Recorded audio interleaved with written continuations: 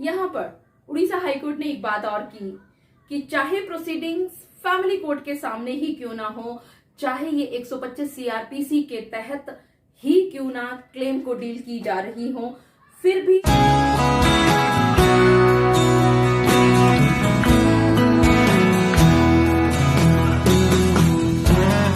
क्या आपने कभी इस बात पर गौर फरमाया है कि जब आप 125 यानी खर्चे यानी कि मेंटेनेंस का केस कोर्ट के अंदर दायर किया करते हैं और अगर आप समय पर उसमें न पहुंचे तो कई बार कोर्ट उस केस को डिसमिस इन डिफॉल्ट कर देता है, यानी कि आपके न पहुंचने की वजह से ये मान लिया जाता है कोर्ट की तरफ से कि आपका इंटरेस्ट इस केस में खत्म हो चुका है, तो इस वजह से इसको डिसमिस कर दिया जाता है। जी हाँ, आप सभी ने बिल्कुल ठीक समझा। आज की इस वीडियो में मैं आप सभी के साथ इन्हीं सब छोटे छोटे बिंदुओं पर चर्चा करने वाली हूँ कि अगर इसी तरह की स्थिति आपके सामने आन पड़े, आपका केस आपके न जाने की वजह से, कोर्ट में पेश न होने की वजह से डिसमिस इन डिफॉल्ट हो जाता है, नॉन अपीयरेंस या नॉन प्रोसिक्यूशन की वजह से, तो ऐसी स्थिति में क्या किया जाना चाहिए। मैं एडवोकेट मोहिनी मोहना आप सभी का पुनः स्वागत करती हूं और आप सभी देख रहे हैं अपना पसंदीदा चैनल मोहिनी मोहना एडवोकेट। अगर आपने मेरे चैनल को अभी तक सब्सक्राइब ना किया हो या आप मेरे चैनल के लिए नए हैं तो इसको जल्दी से जल्दी सब्सक्राइब कर दीजिएगा ताकि आपको इसी तरह की लीगल इंफॉर्मेटिव वीडियोस की नोटिफिकेशन सबसे पहले मिल सके। अब देखिए, आगे बढ़ने से पहले मैं आपको ये बताना चाहती हूँ कि ऐसी स्थितियों से आप सभी को गाहे बेगाहे दो चार होना पड़ता है और ऐसी स्थिति में आप हमेशा इस कंफ्यूजन में नजर आया करते हो कि कोर्ट क्यों नहीं खुद ही इस केस को फिर से ओपन कर देता, क्यों कोर्ट ये कहता है कि आपको यहां पर नहीं बल्कि आपको हाई कोर्ट जाना पड़ेगा और हाई कोर्ट में जाकर के इस केस को खुलवाना पड़ेगा। मतलब बहुत ज्यादा कंफ्यूजन हुआ करता है। आप सभी सोचा करते हैं कि जब आप तलाक का केस फाइल किया करते हैं और तलाक का केस जब डिसमिस इन डिफॉल्ट हो जाया करता है तो आप सिर्फ एक एप्लीकेशन दरखास्त लगाया करते हैं और अपने समय पर उस तारीख पर न पहुंचने की अपना रीजन बताते हुए आप कोर्ट को कन्विंस किया करते हैं और उसके बाद आपका केस कोर्ट कुछ पेनल्टी लगा करके या बिना पेनल्टी के भी उसको रिस्टोर कर दिया करता है और आपके केस पे सुनवाई आगे शुरू हो जाती है। तो फिर ऐसा क्यों नहीं होता 125 सीआरपीसी के केस यानी कि मेंटेनेंस के केस में? ठीक इसी तरह का, जी हाँ, आप सभी ने बिल्कुल ठीक समझा,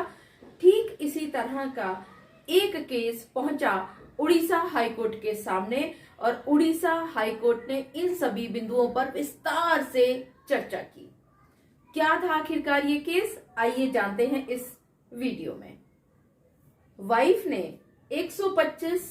सीआरपीसी के तहत एक मेंटेनेंस का केस कोर्ट के अंदर फैमिली कोर्ट में दायर किया।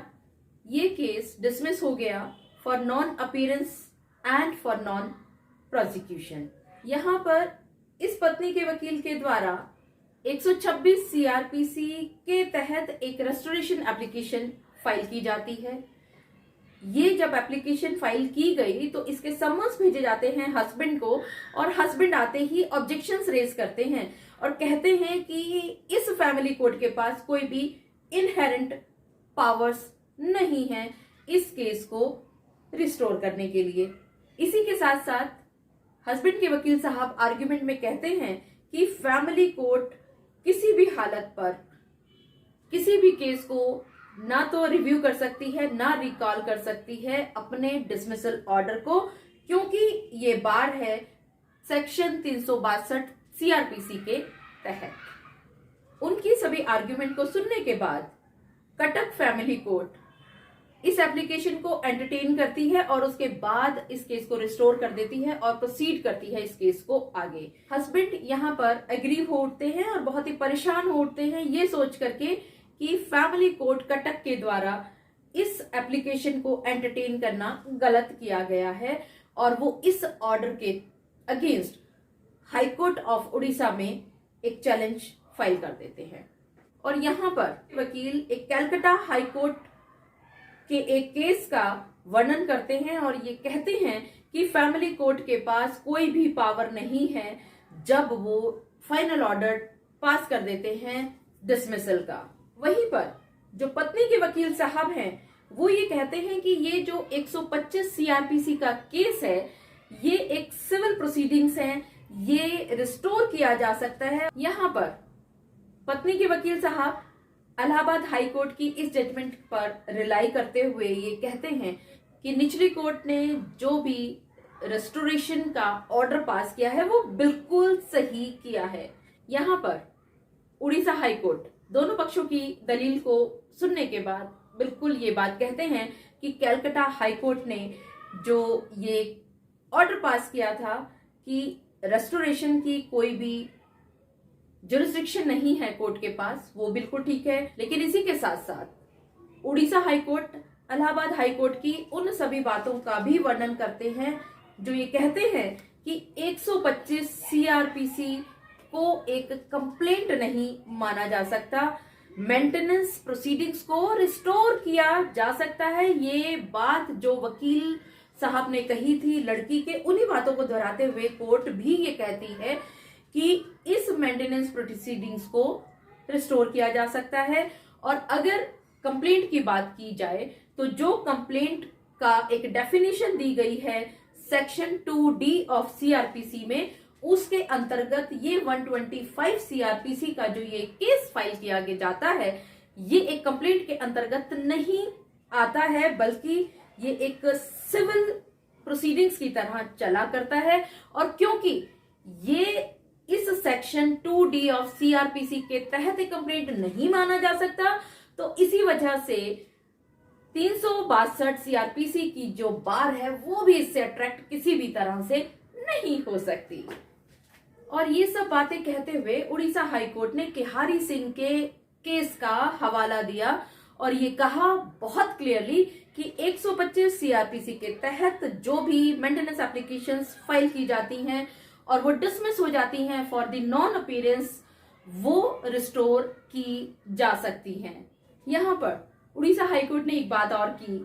कि चाहे प्रोसीडिंग्स फैमिली कोर्ट के सामने ही क्यों ना हो, चाहे ये 125 सीआरपीसी के तहत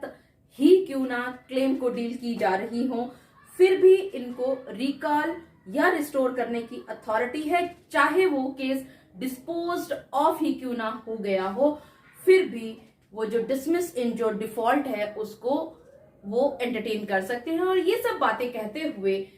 उड़ीसा हाई कोर्ट ने इस अपील को, इस चैलेंज को अलाउ कर दिया और साथ ही ये भी कहा कि कटक फैमिली कोर्ट ने जो इस एप्लीकेशन को अलाउ किया था वो बिल्कुल ठीक किया था।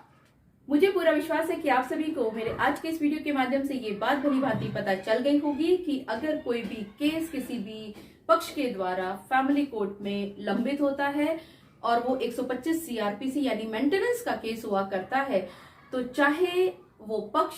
केस में ना पहुंच पाए कोर्ट के सामने और वो केस डिसमिस इन डिफॉल्ट हो जाए, तो उसके बाद भी आपको फैमिली कोर्ट में ही इनहेरेंट पावर को यूज करवाते हुए अपने केस को वहीं पर रिस्टोर करा लेना है। ये आपके लिए जरूरी नहीं है कि आप 125 सीआरपीसी के केस को रिस्टोर कराने के लिए हाईकोर्ट में भागें और वहां पर आप अपना पैसा और समय दोनों नष्ट करें।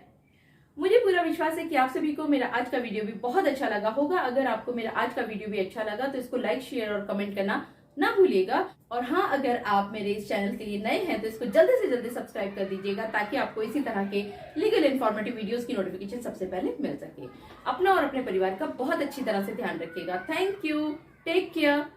Bye bye.